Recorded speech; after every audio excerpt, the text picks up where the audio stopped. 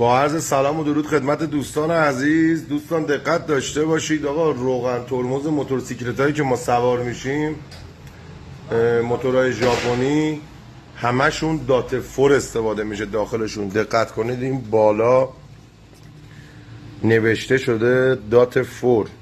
دوستان شما وقتی برم دارید زرد فومنشیمی حالا یا شرکت هایی رو داخلش میریزید، اون روغن به درد این موتور نمیخوره و ترمزتون حالت هوا گرفته داره. حالا که چه کلاد چه ترمزتون حالت هوا گرفته داره.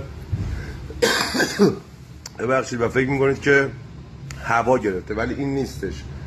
باعثش اینه که این روغنه شلتره. دوستان ما تو ایران فقط دات فور آبی داریم. اگر گیرتون نمیاد که میتونید پیدا کنید، برید بگردید. عرضم حضورتون روغن دات فور زرد داریم توی بازار، یه مقدار گرونتر از ایرانیاست.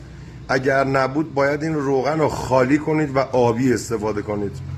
تحقیقات تخصصی موتوسام یا علی.